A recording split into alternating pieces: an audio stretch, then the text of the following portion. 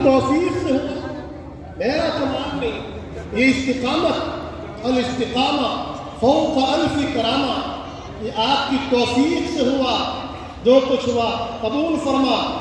اللہ پاک نے فرمایا اے احمد اس قربانی کا یہ عوض ایک میری طرف سے تم کو مل رہا ہے کہ ہر شخص کے لیے ایک وقت مقرر ہے میری زیارت کا، ملاقات کا، میرے دیدار کا، اور تمہارے لیے میں نے اپنا چہرہ دیدار کے لیے ہر وقت تیار کر دیا ہے اور تم کو اجازت دے دی ہے۔ تمہارے لیے ہر وقت یہ موقع ہے اپنے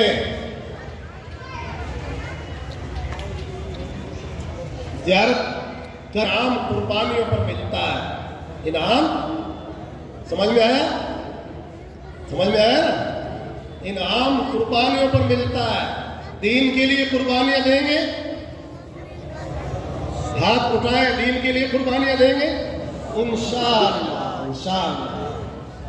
ہر بات میں ایک عبرت ہے، ہر بات ایک عبرت کے لیے بیان کی جا رہی ہے، قصہ گوئی کے لیے نہیں۔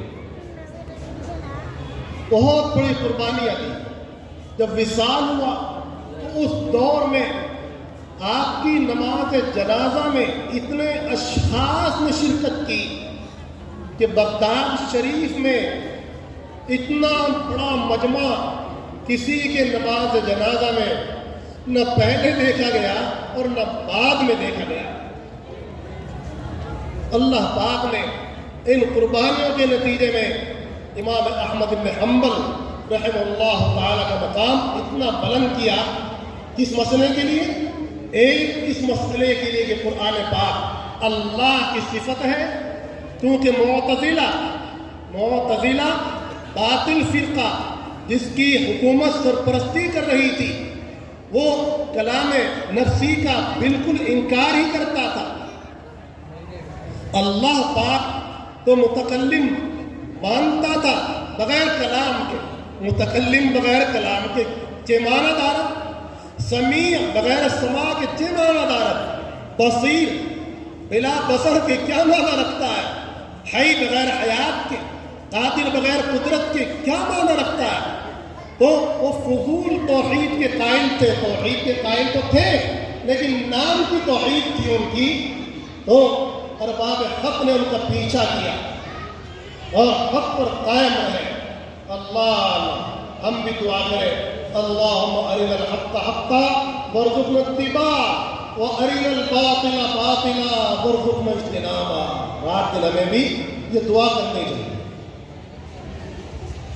امام بخاری رحمہ اللہ مرحمہ نے اس باب سے اس کو ثابت کیا۔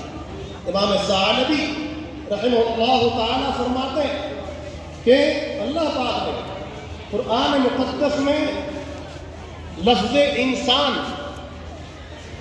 تقریباً 54 جگہ ذکر کیا ہے، اور قرآن پاک 18 مقام پر اللہ پاک نے قرآن پاک کے ساتھ کہیں بھی خلقہ یخلقو کے الفاظ بیان نہیں فرمائے، بخلاف انسان کے کہ اللہ پاک نے سورہ رحمان کے شروع ہی میں کیا فرمایا؟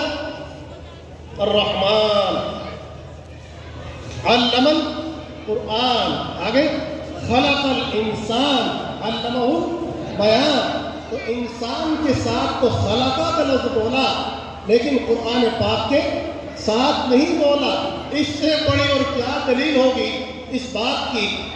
اے باطل پرستوں، تمہارے سمجھنے کے لیے اس سے بڑی کیا دلیل ہوگی کہ قرآن پاک کلام اللہ ہے، غیر مخلوق۔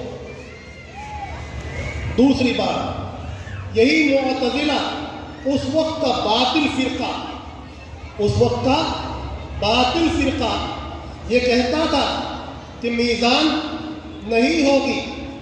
بہت ساری ان کی باتیں غلط غلط معاشرے میں چل رہی تھی، ان میں سے ایک بات یہ بھی تھی کہ میزان نہیں ہوگی۔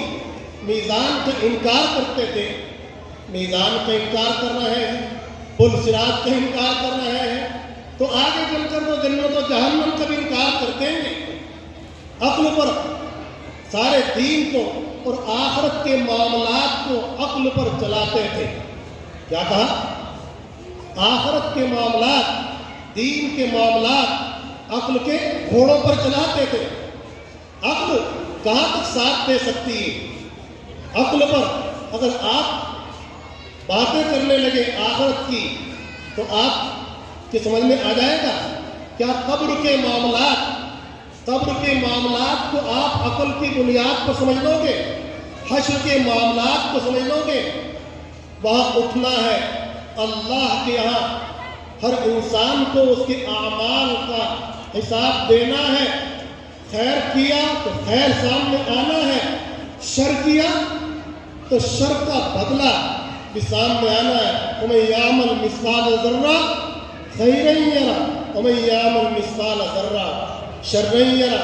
کیا قیامت کے معاملات آپ عقل پر سمجھ سکتے ہو؟ کون سے معاملے کو عقل پر آپ تول سکتے ہو؟